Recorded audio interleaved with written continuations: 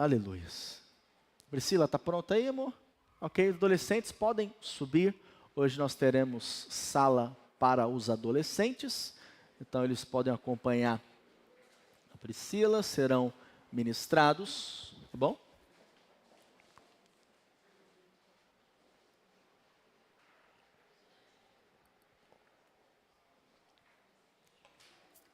Amém. Nessa noite, irmãos, eu senti uma direção do Senhor para estar compartilhando a respeito das características do povo de Deus. Quem faz parte do povo de Deus, diga amém. Amém.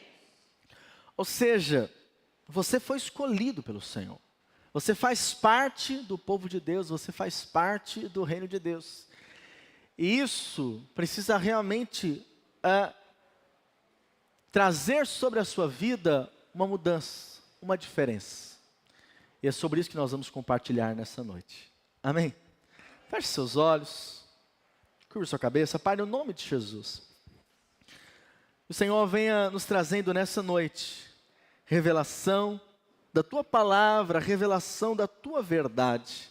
Queremos, de fato, viver como um povo eleito, escolhido, um povo fiel, que anda na Tua presença e que cumpre com o Teu propósito através das nossas vidas, Pai.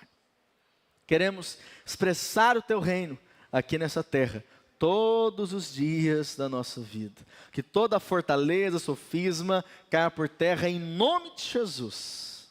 Possamos receber a Tua palavra, um coração plenamente aberto e disposto a fazer a Tua vontade. No nome de Jesus, amém. Amém, irmãos? Amém. Os irmãos estão quietinhos hoje, está tudo bem? Aleluia. Quando nós falamos as características do povo do reino, nós devemos, primeiramente, compreender que nós estamos aqui nessa terra não por um acaso. Amém, querido? Você não está aqui por um acaso. Você está aqui porque o Senhor quer, através de você, cumprir um propósito. Amém? Então você, olha para cá, você não nasceu e aí foi crescendo, foi para a escola, estudar, e aí então é casar, ter filhos e esperar um dia partir para a glória. Não. O Senhor escolheu você porque Ele tem um propósito para a sua vida. Amém? Cada um de nós individualmente tem um propósito em Deus. E nos últimos dias eu tenho meditado a respeito disso, dos nossos dias na terra. Porque, não sei se você sabe, mas crente também morre. Fala para o seu irmão aí, crente morre. É duro, mas não fica para semente. Um dia você vai também. Um dia você vai. E quando nós formos, nós estaremos diante do Senhor e será avaliado como que nós vivemos os nossos dias aqui na terra. É isso que vai ser avaliado. Não o que você faria ou o que Deus chamou, não. Mas é o que você de fato viveu, considerando o propósito que Deus tinha para a sua vida. Então a palavra nos ensina que nós devemos aprender a contar os nossos dias. Ou seja, eu preciso avaliar a forma que eu tenho vivido. Como que eu tenho vivido a minha vida? Então diante de Deus, com o coração sincero, eu preciso avaliar como é que eu tenho vivido diante do Senhor. Eu tenho priorizado o Senhor, eu tenho vivido para Ele. Porque o maior erro de um cristão, qual que é, queridos? É focar demais naquilo que nós chamamos de demais coisas, em detrimento do reino de Deus. Lá em Mateus 6, verso 33, você conhece esse texto, diz assim: mas buscai primeiro o reino de Deus e a sua justiça, e todas essas coisas vos serão acrescentadas. Mas tem muito crente que ele faz o seguinte: ele busca as coisas, as demais coisas, né? Ele corre atrás das demais coisas e não considera que deve buscar em primeiro lugar o reino de Deus. Mas diga para o seu irmão ao lado, fala para ele, você foi chamado para buscar em primeiro lugar o reino de Deus. Então, quando eu entendo que eu preciso buscar em primeiro lugar o reino de Deus, e vivo isso, a palavra diz o quê? Todas as coisas serão acrescentadas na sua vida. Então, a sua prioridade deve ser o seu relacionamento com Deus. E esse relacionamento seu com Deus vai levar você a isso, a fazer a vontade dEle, ou seja, priorizá-lo em sua vida. É interessante que em Mateus, segundo os teólogos, ele é apresentado Jesus como rei. Ou seja, o Senhor é o rei da nossa vida. Diga, eu faço parte de um reino. Diga, Jesus é meu rei. E por isso eu preciso entender que, agora que eu fui conectado a esse reino, antes eu estava nas trevas, mas agora eu fui transportado para o reino do Filho do seu amor, diz a palavra. Ou seja, agora eu estou em Cristo, a minha vida é outra. Eu não vivo mais como o ímpio vive. Eu não vivo mais como alguém desse mundo vive, que só busca as coisas desse mundo. Não, porque eu sei, um dia eu estarei na glória com Jesus Cristo. E o que vai contar? Acredite, o que vai contar é o tanto que você priorizou o reino na sua vida. Amém? Quando eu falo isso, eu não quero trazer um peso sobre a sua vida, uma condenação, mas eu quero, na verdade, despertar você, só incomodar você um pouquinho. Amém? Por quê? Porque isso é o Evangelho. Eu preciso entender, Jesus disse duas parábolas, de forma bem breve, mas é interessante o que ele falou. Lá em Mateus 13, verso 44, diz assim: o reino dos céus é semelhante a um tesouro oculto no campo, o qual certo homem, tendo achado, escondeu, e transbordante de alegria, vende tudo que tem e compra aquele campo. O que o Senhor está falando? Olha, o reino de Deus deve ser essa prioridade nas nossas vidas. Amém? Ou seja, nada do que eu faça se compara a fazer aquilo que está conectado ao reino de Deus. Ou seja, aquilo que tem valor eterno. C.S. Lewis disse uma vez que tudo aquilo que não é eterno é eternamente inútil. Agora, a nossa vida, muitas vezes, ela é vivida apenas focada em coisas que não são eternas. E precisamos avaliar isso. Amém, irmãos? Porque nós estamos aqui para estabelecer o reino de Deus. E aí o Senhor continua, no verso 45 ele diz, né? Olha lá. O reino dos céus é também semelhante a um que negocia e procura boas pérolas. E tendo achado uma pérola de grande valor, ele vende tudo o que possui e a compra. Amém, queridos? Ou seja, esse valor de fazer parte do reino de Deus. Você valoriza isso? Tem valorizado isso? O fato de você ter sido enxertado nesse reino de Deus, ou seja, de você ter sido escolhido por Ele, não foram outros, foi você. Amém? E isso tem que ter um valor para você. Porque senão, por isso que o Senhor fala em Mateus 6, né? Aqueles que buscam as outras coisas, se esquecem do reino, vivem como se fossem ímpios. Os ímpios vivem assim. Mas você é um filho amado do Pai. O Senhor chamou você, o Senhor escolheu você. Ele tem um propósito através da sua vida. Ou seja, sabemos então o que temos de maior valor nessa vida, que é o reino de Deus. Agora, fazer parte desse reino de Deus nos diferencia, ou pelo menos nos deveria nos diferenciar. Quando o Senhor então faz aquele sermão do monte, nós vamos ler ele agora, é interessante que o Senhor determina, expõe o que é esperado daqueles que realmente vivem o reino de Deus. Vamos ler, pode passar por gentileza. Mateus 5, verso 1 ao 12, Nós vamos projetar, mas você pode também acompanhar na sua Bíblia, caso você queira. Diz assim: vendo Jesus as multidões, subiu ao monte, e como se assentasse, aproximaram os seus discípulos. E ele passou a ensiná-los, dizendo: bem-aventurados os humildes de espírito, porque deles é o reino dos... Bem-aventurados os que choram, porque serão consolados. Bem-aventurados os mansos, porque herdarão a terra. Bem-aventurados os que têm fome e sede de justiça, porque serão o quê? Bem-aventurados misericordiosos, porque alcançarão misericórdia. Bem-aventurados limpos de coração, porque verão a Deus. Bem-aventurados os pacificadores, porque serão chamados filhos de Deus. Bem-aventurados os perseguidos por causa da justiça, porque deles é o reino dos céus. Bem-aventurados sois quando por minha causa vos injuriarem e vos perseguirem e mentindo disserem todo mal contra vós. Regozijai-vos e exultai, porque é grande o vosso galardão nos céus, pois assim perseguiram aos profetas que viveram antes de vós. Amém? Nós somos o povo escolhido de Deus. E todo povo, ele tem leis que regem seus relacionamentos e também comportamentos. Como nós fazemos parte agora do reino de Deus, eu preciso entender que é esperado de mim uma forma de lidar. É esperado de mim um comportamento.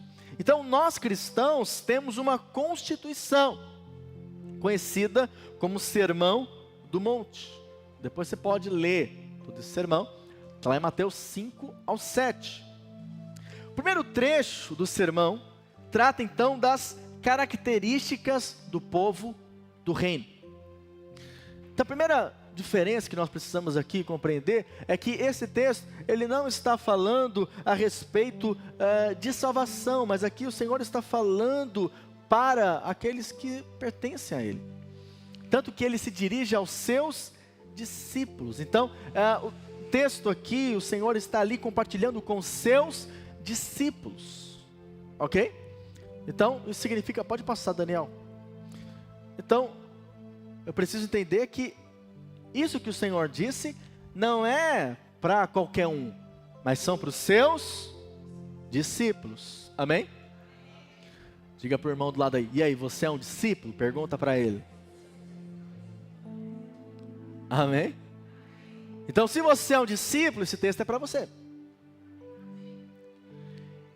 E esse texto deixa claro, então, que essa constituição do reino não é para alguns, para quem não é salvo, ou para os judeus, ou para a multidão. Não, esse texto, esse sermão, era para os discípulos. Ele comentou, compartilhou com os discípulos. Então, se nós somos discípulos do Senhor, nós devemos entender que esse texto se refere a nós.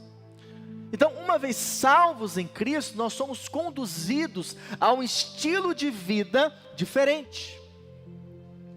Então, esse estilo de vida diferente não é vivido no meu esforço, amém? Mas é na capacitação do Espírito.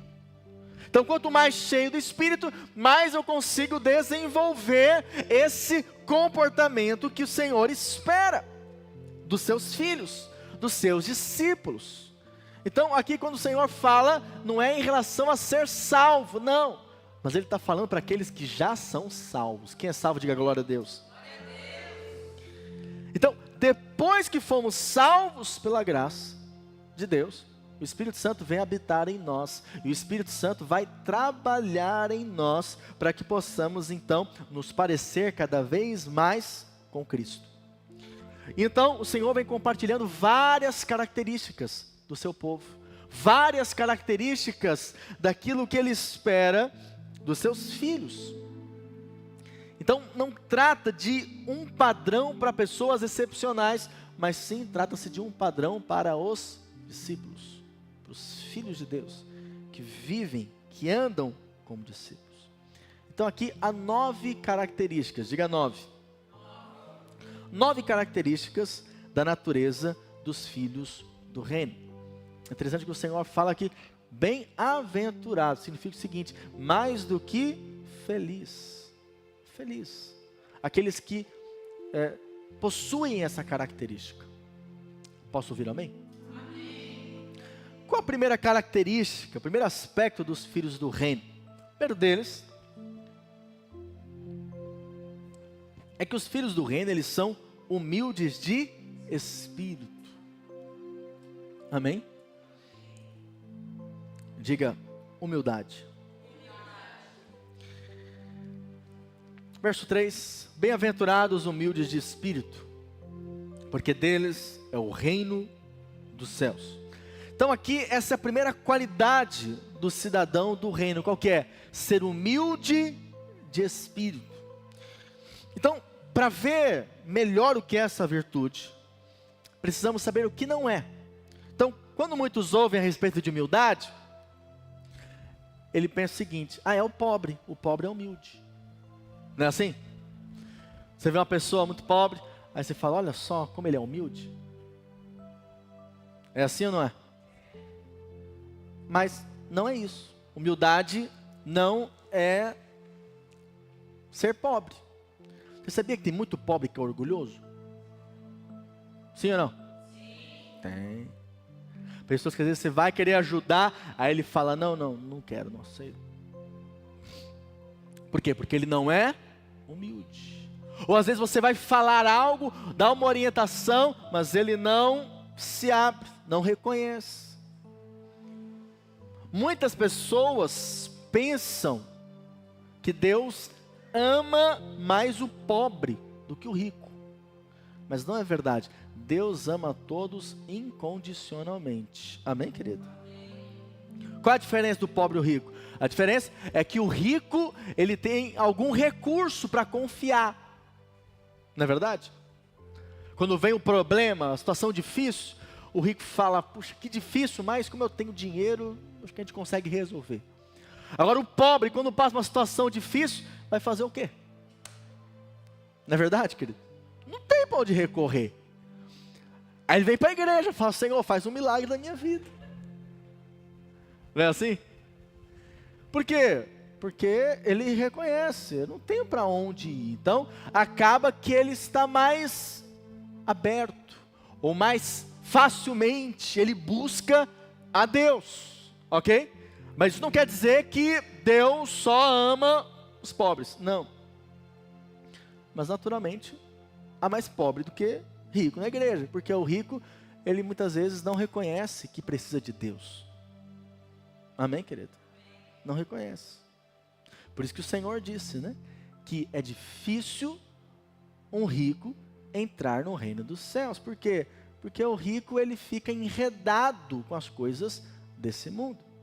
Então, independente da nossa condição financeira, quando nós reconhecemos Jesus como Senhor da nossa vida, nós precisamos entender que agora Ele vai trabalhar para que nós tenhamos um espírito humilde. Sejamos humildes de espírito. Então o que é essa humildade? É reconhecer que eu dependo de Deus. Amém? Então, quem não é humilde, ele não precisa de Deus, ele não clama a Deus, ele não busca a Deus. Mas o Senhor está falando, bem-aventurados os humildes. Ou seja, aquele que reconhece que não tem nada, que depende do Senhor. Você sabia que há muitas pessoas que elas não vêm ao culto, não buscam a Deus, por quê? Porque elas acham que não precisam de Deus. É ou não é verdade? Ou seja, ela se satisfaz com ela mesma. Não precisa, não preciso de Deus. Eu tenho tudo aquilo que eu preciso. Então essa é uma das causas porque muitos não buscam ao Senhor, ou não vêm no culto, ou não começam a sua semana na presença de Deus. Por quê? Porque ele não é humilde. Amém? Então, muitos pensam, quando a gente fala de humildade, humildade é aquela pessoa que anda assim, cabeça para baixo, não tem coragem de falar as coisas, né? Mas não quer dizer também isso não. Às vezes a pessoa está ali daquele jeito, é tímida, mas ela é orgulhosa. Sabia que timidez também tem a ver com orgulho? O que é a timidez? É o medo de ser ridicularizado. Sabia disso? Ele fala, não, pastor, eu sou tímido. Aí você pensa, que humildade, né, do irmão, olha só, é muito humilde. Não, é orgulhoso. Porque o humilde, ele reconhece, quem sou eu? Se eu errar, qual o problema? Não é verdade? Por quê? Porque ele é humilde. Então, ter humildade de espírito não é ser culturalmente ignorante. Também não é uma virtude natural. Ninguém nasce humilde de espírito. Amém, querido? Normalmente, o homem, ele é um ser orgulhoso. Orgulhoso. E por isso o Senhor precisa trabalhar isso em todos nós. Então, ser humilde de espírito é ser livre do orgulho. Diga, ser humilde de espírito é ser livre do orgulho. Portanto, ser humilde é reconhecer a nossa necessidade absoluta de Deus em todas as coisas. Amém? Quanto mais humilde, mais dependente de Deus eu sou. Quanto mais dependente de Deus, mais humilde eu me torno. Eu sou. Portanto, a primeira característica do homem que entra no reino é um coração contrito, um coração quebrantado. Isaías 57, verso 15, olha o que diz. Porque assim diz o alto, o sublime, que habita a eternidade, o qual tem o nome de santo. Habito no alto e santo lugar, mas habito também com quem? Habito com o contrito, com o abatido de espírito, para vivificar o espírito dos abatidos e vivificar o coração dos contritos.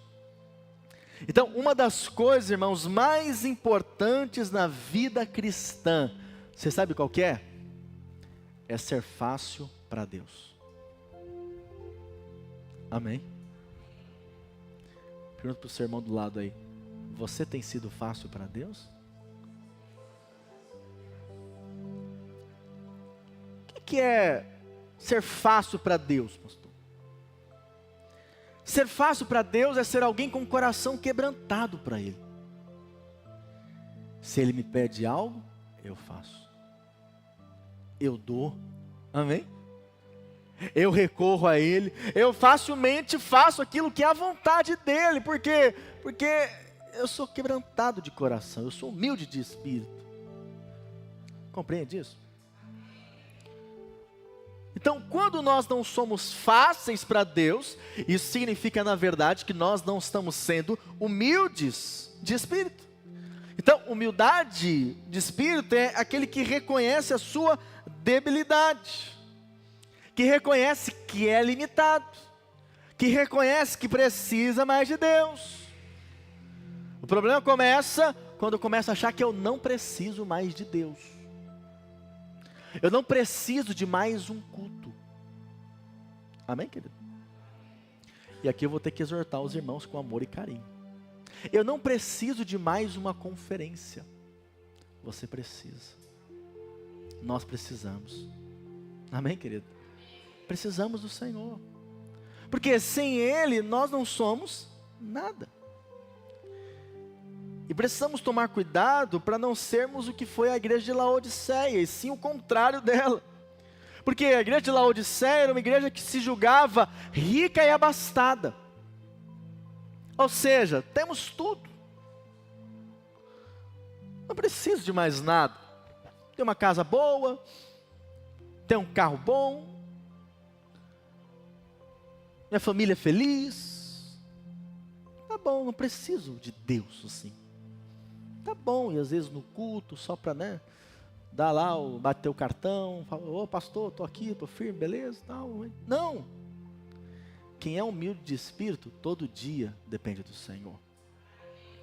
Quem é humilde de espírito, reconhece, Senhor, quem sou eu sem Ti?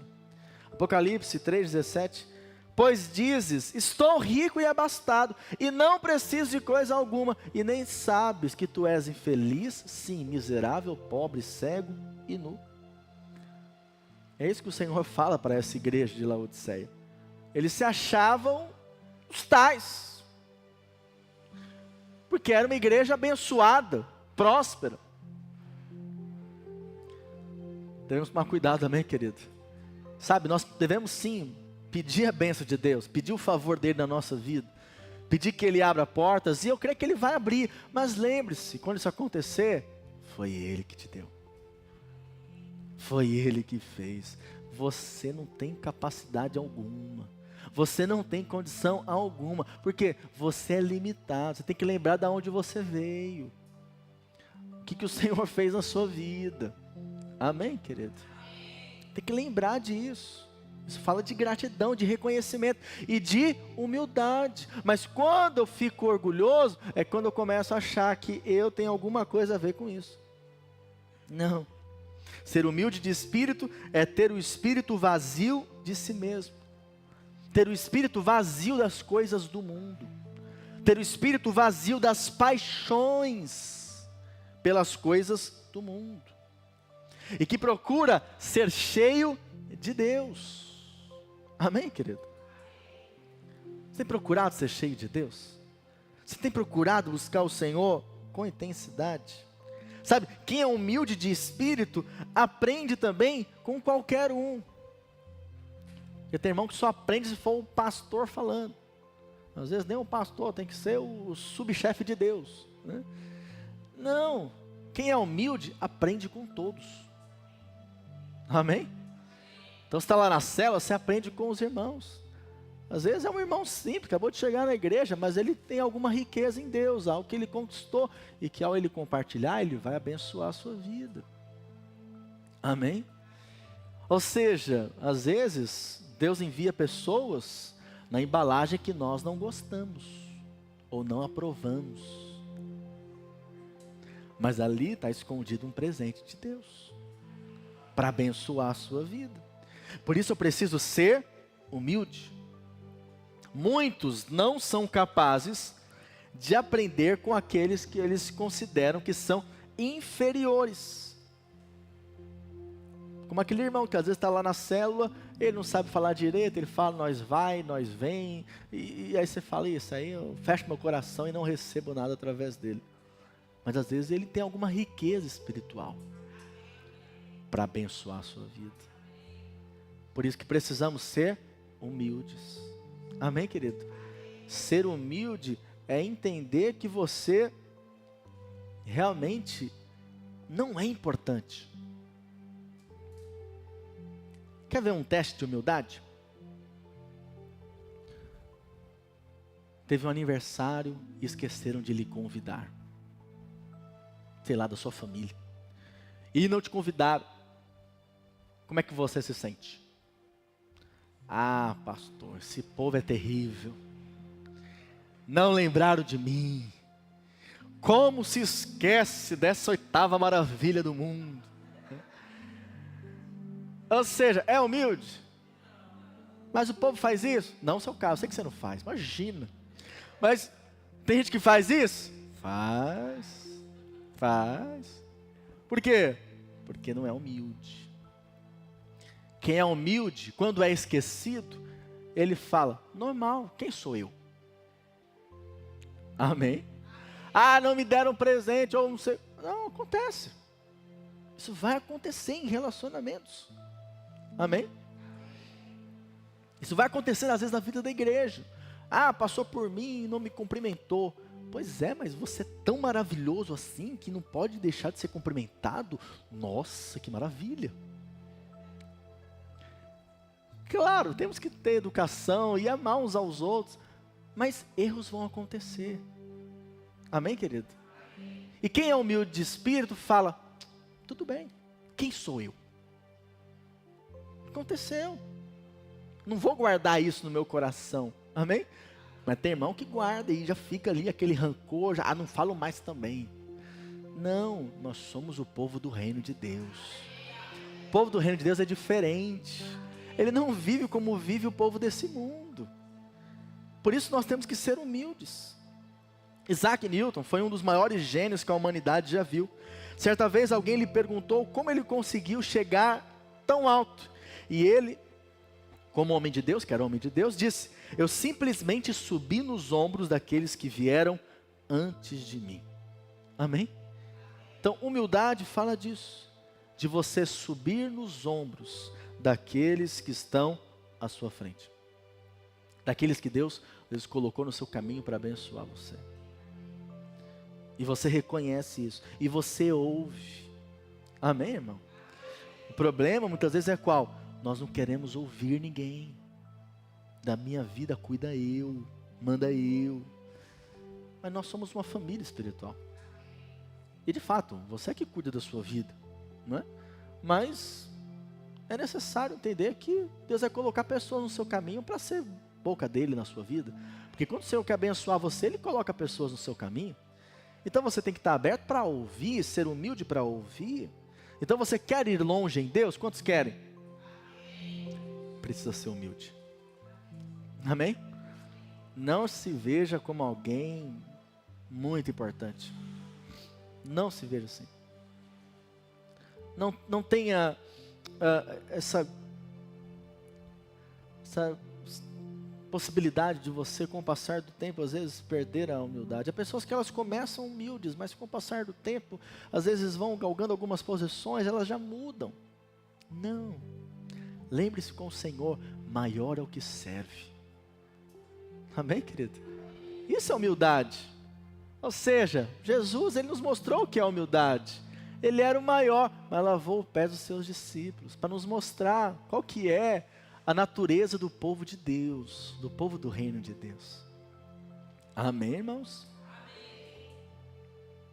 Segundo aspecto dos filhos do reino, é que eles choram por causa da tristeza segundo Deus. Bem-aventurados os que choram, diz lá em Mateus 5, verso 4. Porque eles serão consolados. Então, a expressão bem-aventurado significa feliz, como já dito, mas não no sentido de que tudo vai bem, de que não há problema. Não, problemas acontecem. Então, o Senhor está dizendo o seguinte: felizes aqueles que choram, porque eles serão consolados. Agora, esse chorar não é um chorar natural. Estou vendo aqui um filme aqui romântico, Netflix, pastor, estou até chorando de emoção. Não é esse choro. Amém? Não quer dizer, ele chora, ele fala: nossa, como eu sou espiritual, eu sou bem-aventurado, um dia o Senhor vai me consolar porque eu estou aqui chorando. Não, mas é o choro segundo Deus. Amém? Não é um choro por coisas naturais, mas sim por algo espiritual. É um choro às vezes causado por um arrependimento diante do Senhor, ou um choro causado por uma situação de alguém que está passando e que você teve uma compaixão por aquela pessoa, ou porque você quer ver alguém salvo e aquilo mexe com você. É interessante que a palavra diz, né, que Jesus chorou, mas a Bíblia não afirma que ele sorriu, só afirma que ele chorou. Não é verdade? Lucas 19, verso 41, diz assim: quando ia chegando, vendo a cidade, chorou e dizia: se conheceras por ti mesmo, ainda hoje o que é devido à paz, mas isto está agora oculto aos teus olhos. Ou seja, o Senhor olhou ali para a cidade e teve compaixão da cidade, e por isso ele chorou. E os filhos de Deus, que possuem a natureza de Deus, eles também vão chorar por causas espirituais. Amém, querido? Devemos chorar quando nós vemos a aflição, a dor, que às vezes o diabo tem trazido na vida das pessoas. Amém, querido? Ou seja, às vezes pessoas que você conhece, ou que você vê, ou um lugar que você passa na frente, vê ali pessoas que estão perdidas. Isso tem que trazer ao seu coração uma compaixão. E naturalmente, você vai chorar por isso. Então, esse é o choro que, segundo o Senhor, será consolado. Um dia nós seremos consolados. A Bíblia fala que quando o Senhor vier, Ele enxugará de nossos olhos toda lágrima. Ou seja, isso fala também de um quebrantamento. E nós deveríamos chorar, aprender isso em Deus, chorar mais pelos outros. Amém? chorar, porque às vezes falta de resposta. Ou aquela pessoa não responde a Deus, não é salvo. Ou essa pessoa não consegue abandonar determinado pecado ou situação. E aquilo trazer uma compaixão para você, na sua vida. Amém, querido? Às vezes diante de Deus, chorar pelos irmãos, chorar pelas situações. Eu creio que é isso que o Senhor vai, de fato, trazer consolo. Amém? Paulo nos diz que existe uma tristeza segundo a carne e outra segundo Deus. 2 Coríntios 7, verso 10. Porque a tristeza segundo Deus produz arrependimento para a salvação, que a ninguém traz pesar, mas a tristeza do mundo produz morte. Amém, querido? Ou seja, é essa tristeza que vem do Espírito. Que vem do Espírito. Então o choro segundo Deus não é um choro de melancolia, mas é um choro de transformação. É aquele dia que você está cansado de algo que você tem feito de errado e você chora diante de Deus. Fala, Senhor, me ajuda a vencer isso na minha vida. Eu quero abandonar esse vício, eu quero abandonar esse pecado. E você chora diante de Deus, você fala, Senhor, me ajuda. O Senhor vai consolar você, amém, querido? Apocalipse 7, verso 17. Pois o cordeiro que se encontra no meio do trono os apacentará e os guiará para as fontes da água da vida. E Deus lhes enxugará dos olhos toda lágrima. Por isso, quando tudo mais falhar, querido, chore diante de Deus. Amém? Certa vez ouvi uma história de um pai que estava vendo o seu filho ali cada vez mais indo por um caminho completamente errado, que ele gostaria que o seu filho seguisse. E o seu pai, e esse pai então, chegava para o filho, conversava, filho, para com isso. Isso não é um caminho bom para você. Para de fazer isso, deixa aquilo lá. Não viva mais assim. E o pai ali sempre orientando. Mas até que chegou um dia que ele chegou para o filho e disse, eu não tenho mais o que fazer. Eu só posso chorar e pedir para você deixar de fazer isso. E aquele dia mudou aquele menino. Mudou aquele rapaz. Porque ele viu seu pai chorando. Há um poder quando nós choramos. Amém, querido? Mas não é um choro natural da carne, mas um choro segundo o Espírito. Amém? Às vezes um choro ali na oração. Às vezes é um choro quando você está ali diante de alguém que fez algo de errado. Creia, há lágrimas que podem mudar situações, destinos. Amém? Terceiro aspecto dos filhos do reino é que eles são mansos. Olha esse irmão do seu lado aí, mansinho, mansinho, olha para ele. É uma seda. É um leãozinho assim, ó, mansinho.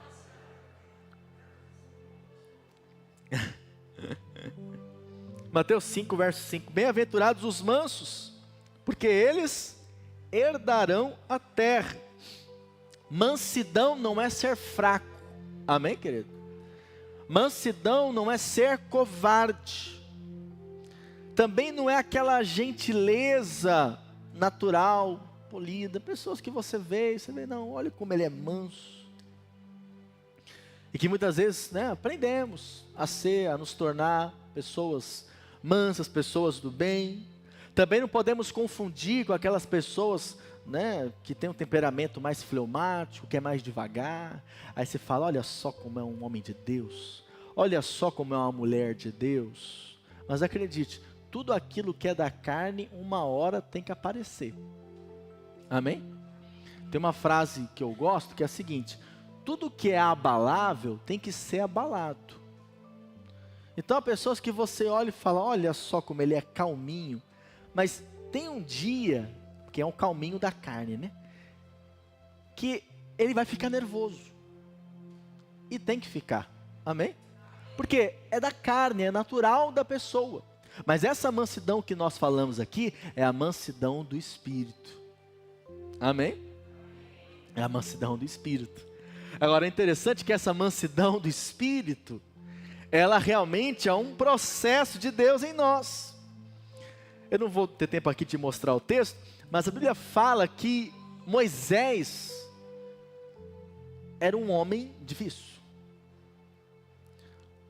A palavra fala que logo quando ele começou, ele entendeu que ele era um hebreu e tinha então que libertar o seu povo. A palavra fala que ele matou ali um homem. Matou a pessoa. Quem lembra disso? Ou seja, na raiva, né?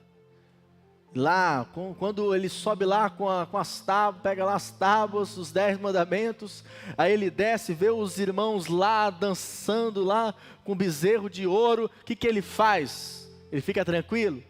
Ô irmão, vocês são terríveis mesmo, hein?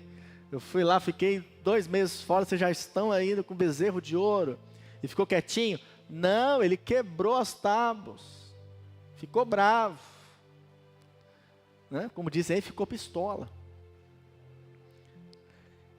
Só que, então, ele era manso, sim ou não? Não, ele era, né, firme. Só que, quando a palavra fala do fim de Moisés, fala que ele se tornou um dos homens mais mansos da terra. Por quê? Por causa do trabalhar do Espírito Santo na vida dele. Amém?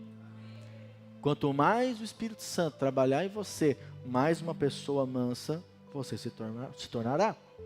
Então, manso é aquele que é humilde de espírito, quebrantado, que chora diante de Deus. E por isso, ele se torna uma pessoa mais mansa diante dos outros. Por isso, deixa eu te dar um conselho. Quando você enfrentar um dia mau, que você vai enfrentar, lá na sua casa, ou no ambiente de trabalho, ou na igreja mesmo, sabe o que você tem que fazer? Tem que buscar o Senhor. Vai lá para o seu quarto, se derrame aos pés do Senhor. Você pode ter certeza, você vai sair do quarto mansinho, mansinho.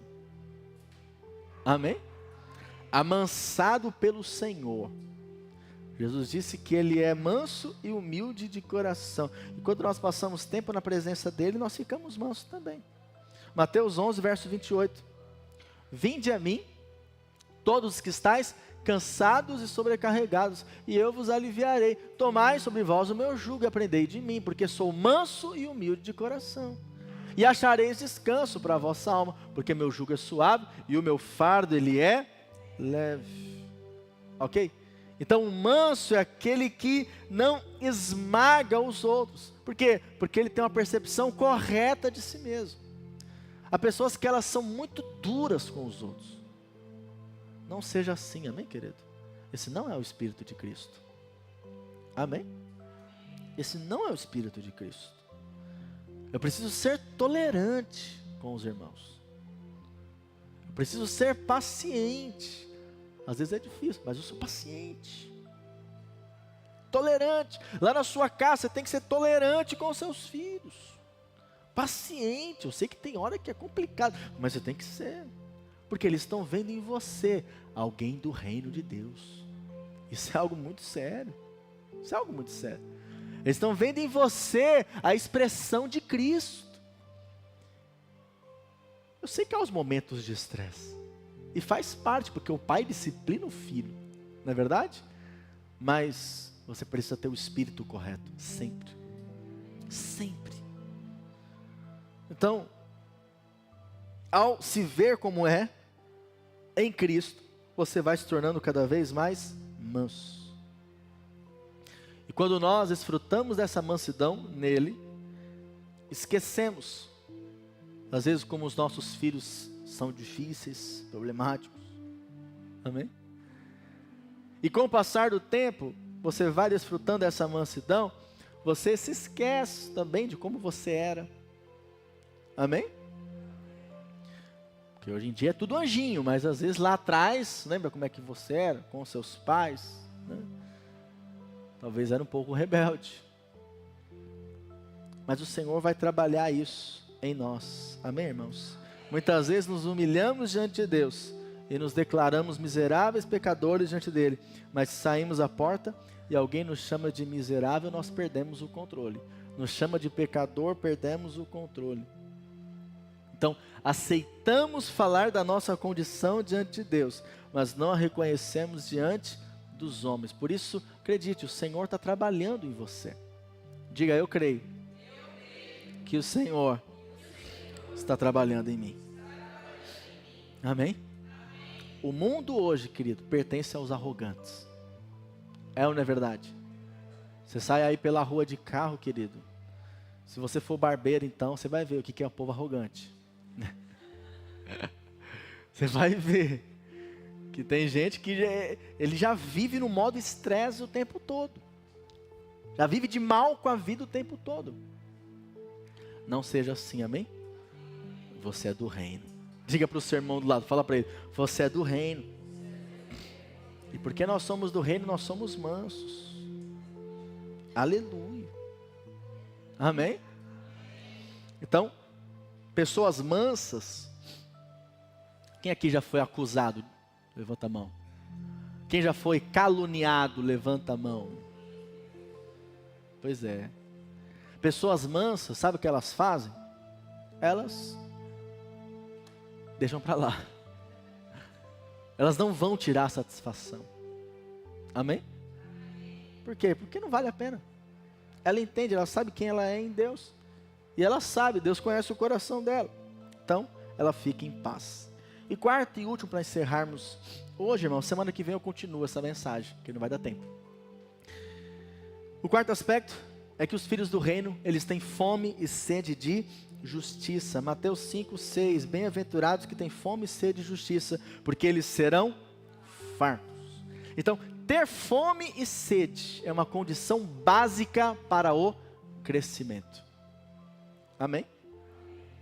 Tudo na sua vida vai acontecer de acordo com a fome que você tem. Não estou falando de comida, amém, querido?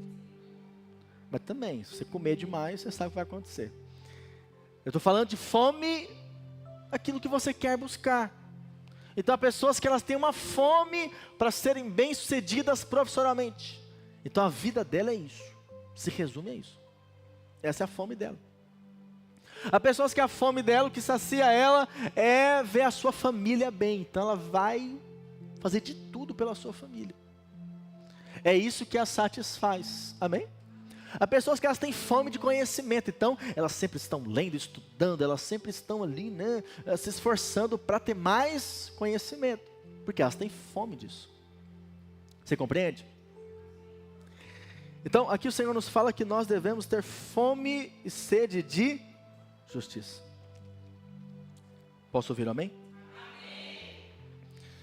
Então essa fome aqui que o Senhor cita, na verdade, ela tem três aspectos. Primeiro, a justiça para com Deus, a justiça moral e a justiça social. Então, primeiramente, eu preciso clamar por justiça para com Deus. Sabemos que hoje em Cristo nós fomos justificados. Posso ouvir amém? Mas devemos buscar que outros também possam ser justificados em Cristo Jesus. Que outros sejam salvos. Isso tem que realmente aquecer teu coração. Querer ver outros sendo salvos, famílias sendo restauradas, amém? Mas também há justiça moral, aquela que é relacionada com a conduta, o caráter que agrada a Deus, ou seja, né, que deseja isso, agradar ao Senhor, viver diante de Deus de maneira, né, reta, da maneira que o Senhor deseja, da maneira que o Senhor agrada. Então, a justiça moral é quando buscamos mudanças em nossos relacionamentos e fazemos isso desesperadamente. Ou seja, eu quero ver as pessoas ao meu redor, de fato, sendo transformadas. Amém? E terceiro, o terceiro aspecto da justiça é a justiça social, que nos fala da luta pela libertação do homem da opressão. Então, não sei você, mas eu, de fato, quando vejo algumas notícias, eu acho que é uma grande injustiça. Pessoas que às vezes sofrem, na verdade, que às vezes não têm oportunidades, isso é uma injustiça, sim ou não? Devemos orar para que essas pessoas possam ter oportunidade, para que elas, para que as coisas sejam justas. Amém? Agora, quando nós falamos a respeito dessa fome, eu quero encerrar com isso. Nós precisamos aprender, irmãos, a termos fome do Senhor Jesus. Fome da presença dEle. Nós não podemos ser cidadãos do reino que só estão atrás das bênçãos de Deus. O Senhor quer te abençoar. Posso ouvir amém? Não tenha dúvida disso. Ele quer abençoar você. Mas sabe, eu creio que todos nós devemos chegar a um nível que eu não quero só a mão dele, não. Eu quero é o rosto dele. Eu quero é a face dele. Eu quero é a glória dele na minha vida. Eu quero a presença dele dia após dia comigo. Amém, querido? Você tem que ter fome por isso. Você tem que ter sede por isso, por essa presença de Deus. Então, ter fome da justiça de Deus, da santidade de Deus, ter fome da sua palavra. Infelizmente, irmãos, nós vivemos uma geração de crentes raquíticos espirituais. É crente, nasceu de novo, é salvo. Mas tem uma falta crônica de apetite espiritual, não tem fome pelas coisas de Deus. Mas compreenda, querido, vou encerrar com isso. Alguma coisa alimenta você. Ou é Deus ou é o mundo. Amém? Ou é Deus ou é o mundo. E você precisa avaliar o que tem te alimentado. O que é que tem suprido você? Sabe, o mundo é que nem um fast food. Você vai lá, né, no McDonald's, come lá um lanche, na hora você está saciado, não é verdade? Vai dar umas 2, 3 horas, depois você está com fome de novo, não é mesmo? Porque o mundo não pode satisfazer você. Apenas o Senhor te satisfaz. É apenas a presença dEle que nos satisfaz completamente. Por isso nós não podemos aceitar viver uma vida onde nós não temos fome de Deus, da presença de Deus. Isso é algo que tem que nos incomodar. Amém, irmãos? Nos incomodar. Você precisa chegar a um ponto de falar, puxa, eu já senti tanta fome, mas agora não estou sentindo mais. O que está acontecendo? E lembre-se um princípio. Para você ter fome de Deus, não é ficar, vou ficar muito tempo sem ir na igreja, eu vou ficar com fome de Deus. Não. Aí você vai ficar tão cheio do mundo, que você não vai ter fome de Deus. Para ter fome de Deus, você tem que comer cada vez mais da palavra e se alimentar da presença dEle. Quanto mais eu desfruto dEle, mais fome eu tenho. É um paradoxo, né? Porque a comida é assim, você come, a fome é saciada. Mas no seu relacionamento com Deus é diferente. Quanto mais eu me alimento dEle, mais fome eu tenho. Mais fome eu tenho.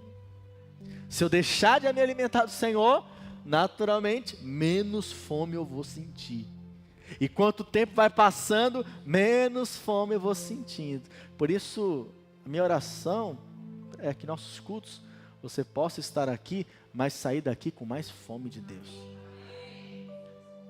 Sair daqui falando, eu preciso mais de Jesus. Eu preciso me alimentar dEle. Eu preciso ter mais comunhão com Ele. Eu preciso desfrutar mais da presença dEle. Amém, queridos? E nós batemos essa tecla, por quê? Porque sem Ele não somos nada. Se você não se alimenta do Senhor, se nós não nos alimentamos do Senhor, nós não avançamos naquilo que Ele tem para as nossas vidas, porque tudo depende dEle. DEle. Esse é um humilde de espírito, que reconhece que sem o Senhor Ele não é nada. Que Ele não pode nada. Amém? Vou terminar com uma historinha. Certa vez, um jovem aproximou-se de um homem de Deus, muito usado, e falou assim: mestre, eu quero ser seu discípulo. Eu quero caminhar com você, eu quero ser que nem você. Aí o homem de Deus concordou e falou: tudo bem, mas antes disso eu quero levar você ali num rio, eu quero batizar você. Então o homem de Deus levou aquele jovem até o rio e mergulhou aquele jovem na água como se fosse batizá-lo. Mas quando ele mergulhou o jovem, ele segurou o jovem lá embaixo. E o jovem ficou como? Desesperado, começou a se debater lá dentro, né? E aí ele continuou lá segurando, o mestre continuou segurando ele, e o jovem se debatendo, e aí depois de um tempo, então o mestre traz ele de volta. E aí, o jovem disse: mestre, você veio aqui para me matar? Aí o mestre disse: não, eu te trouxe aqui para te ensinar um princípio espiritual. O que você mais queria debaixo d'água? Aí ele disse: o que eu mais queria debaixo d'água seria o ar. Eu queria o ar. Aí o mestre disse: quando você quiser a presença de Deus, a vida de Deus, como você queria o ar quando você estava mergulhado, aí sim você estará capacitado para ser quem eu sou. Amém, querido? Tudo que nós mais precisamos é da presença dEle, ter fome dEle. Quando eu compartilho aqui com os irmãos do curso, né? Curso de 2 anos, puxa, difícil, hein, pastor? 2 anos, 3 dias na semana. Pois é, mas lá fora, há muitos que estão ficando 5 anos, 7, 8 anos numa universidade, todos os dias, para ter um diploma e amanhã ter dinheiro. Acredite, você está investindo na sua vida espiritual. Isso tem poder de mudar a sua vida, impactar a outros, e não é temporariamente, é eternamente. Devemos aprender a valorizar as coisas de Deus, a valorizar a palavra de Deus. Amém, irmãos? Vamos ficar em pé? Aleluia, aleluia. Feche seus olhos. Eu gostaria que você falasse com o Senhor nesse momento. Hoje você ouviu a respeito de ser esse povo do reino, essa característica do povo do reino. Hoje falamos algumas delas, mas o povo do reino tem fome e sede de Deus. Tem fome e sede de Deus. Gostaria que você falasse com o Senhor nesse momento. Fala para o Senhor: Senhor, me ajuda a ter mais fome de Ti. Coloca mais fome de Ti no meu coração. Coloca mais sede pela Tua presença no meu coração. Mais fome pela Tua palavra. Mais interesse pelas reuniões da igreja. Mais interesse por estar conectado aos irmãos. A ter tempo contigo, na minha casa, no meu quarto. Oh, querido, fala para Ele isso nessa noite. Fala para Ele isso. É você e o Senhor. Você foi chamado, você foi escolhido. Você não está aqui por um acaso. O Senhor começou uma obra na sua vida e Ele quer continuar essa obra. Ele quer concluir essa obra que Ele começou. Mas para isso você tem que se enxergar como um cidadão do reino. Oh, Jesus. Oh, Jesus. Oh, fala para o Senhor o seu desejo, do seu anseio, a sua vontade de ser aquilo que Ele planejou que você seja. Oh, o Senhor nessa noite quer levar você a assumir uma nova posição. A posição de alguém que anda em humildade, alguém que é quebrantado na presença dEle, alguém que é manso, mas alguém também que anda em justiça. Oh, Espírito Santo, vem gerando isso em nós, vem gerando isso na Tua igreja, trabalhando nas nossas vidas. Oh, querido, erga as suas mãos. Oh, Senhor Jesus, vem trabalhando isso, oh, na vida de cada um que está aqui nessa noite. Oh, que sejamos um povo que expressa o Senhor, que expressa a humildade no Senhor, que expressa a mansidão do Senhor, quebrantamento em Ti. Oh, um povo que não anda como esse mundo, que não vive como as pessoas desse mundo. Por quê? Porque nós fomos de fato selados com o Teu Espírito. Nós fomos mudados, somos uma nova criatura na Tua presença. Por isso vem trabalhando em nós, Senhor Jesus. Vem trabalhando em nós, Senhor, e vem trabalhando de dentro para fora. vem trabalhando de dentro para fora. Fala para o Senhor isso, fala: Senhor, trabalha em mim, Espírito Santo, de dentro para fora. Oh, queremos ser trabalhados em Ti, Senhor Jesus. Oh, queremos ser tocados por Ti, Senhor Jesus. Aleluia, aleluia, aleluia, aleluia, aleluia. Oh,